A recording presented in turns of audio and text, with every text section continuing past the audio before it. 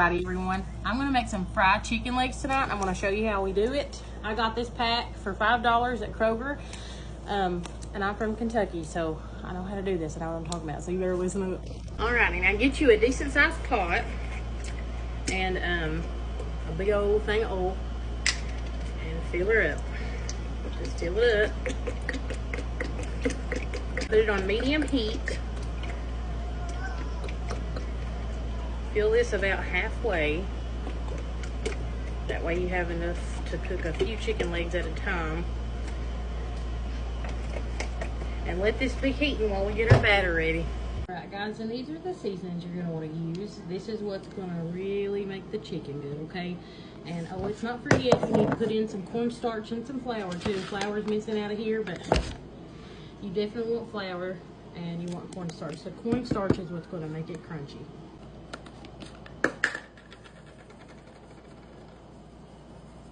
And I'll give you guys some measurements, but I usually just measure with my heart. About to get more of this, so I'm kind of afraid I'm not going to have enough, but it should be okay. One, you can be a little light with it. You don't have to be as generous with cayenne pepper. And there's already some pepper in there from the lemon pepper seasoning, pretty filled in there. But this is the cornstarch, and kind of just sprinkle it in there.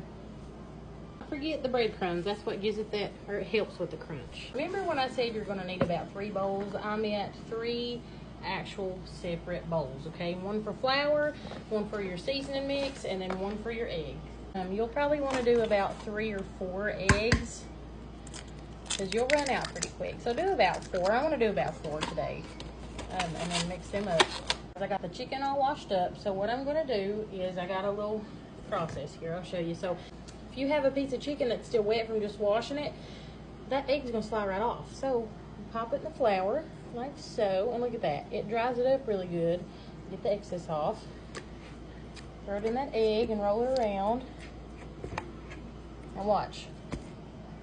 And I always laugh. And that's another reason I was gonna say, get you a big bowl so you can put a few pieces in at a time and roll it around here and just let it get good and coated. And then get it out of there. See how good and coated that is?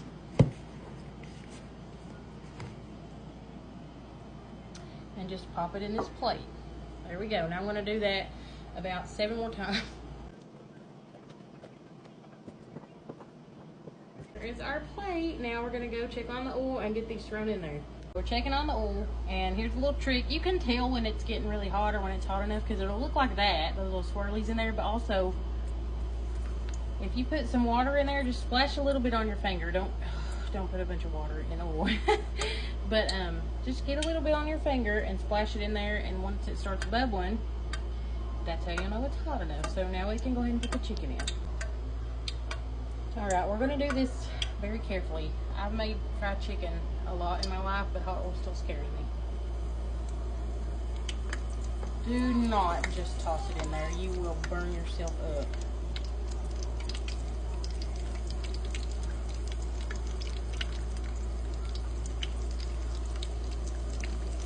Let's not put so much that, you know, it risks overflowing. So I'll get like a little bit smaller of a piece of chicken and pop in there.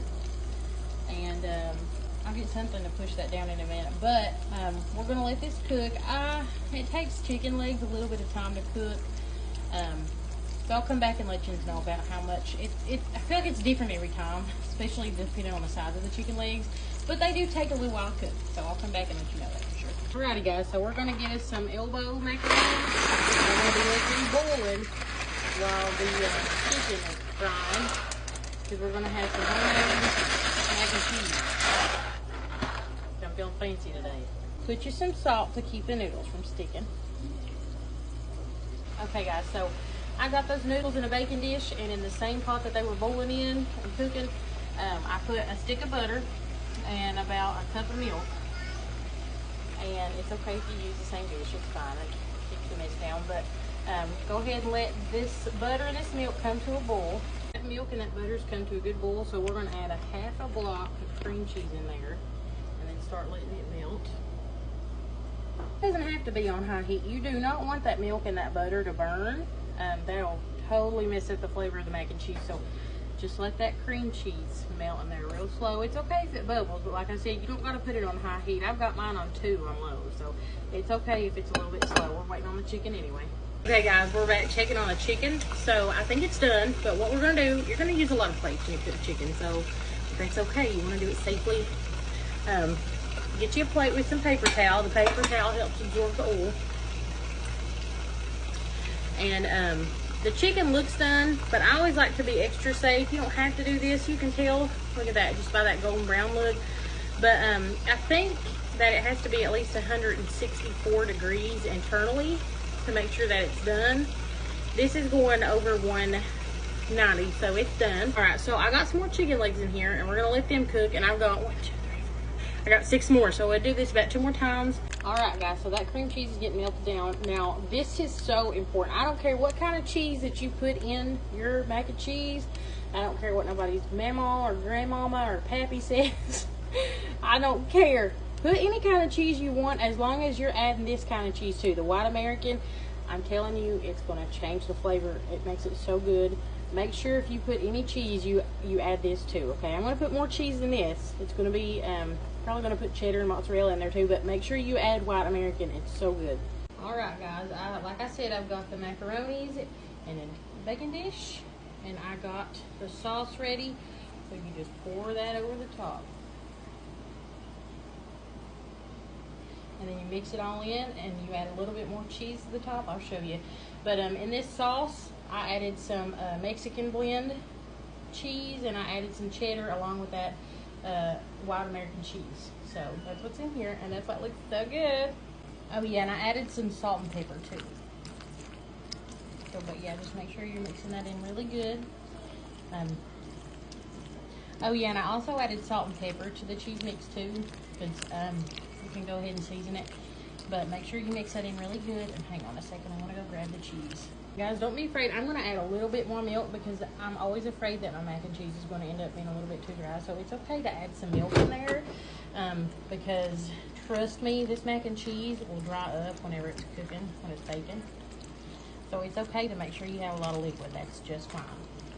Now go ahead.